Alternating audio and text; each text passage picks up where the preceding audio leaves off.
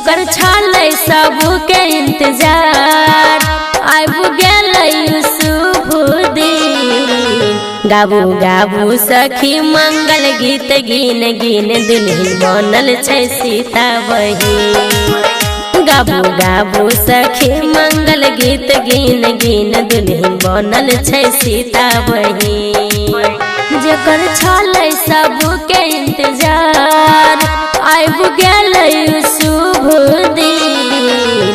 गाबू गाबू सखी मंगल गीत गिन गिन दुल्हन बनल छै सीता बहिन। गाबू गाबू सखी मंगल गीत गिन गिन दुल्हन बनल छै सीता बहिन।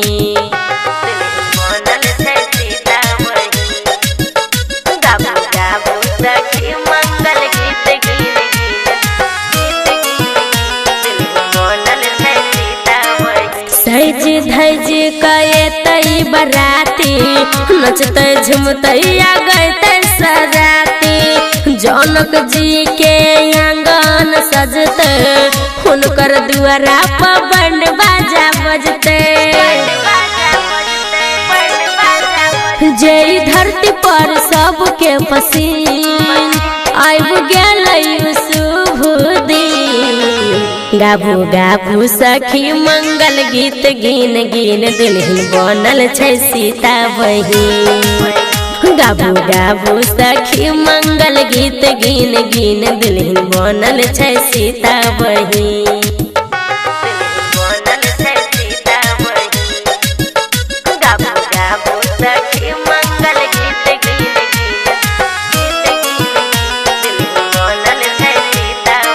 राम जी पाहुन के खूब गरिएब सब सखी मिली हुनकर जूता चोरब।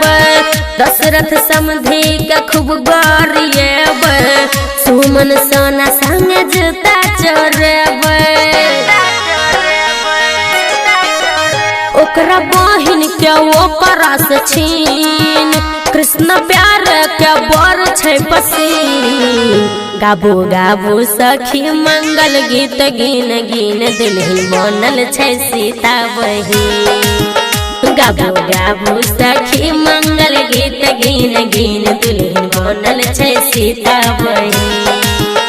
गाबू गाबू सखी मंगल गीत गिन गिन दुल्हन बनल छै सीता बहिन।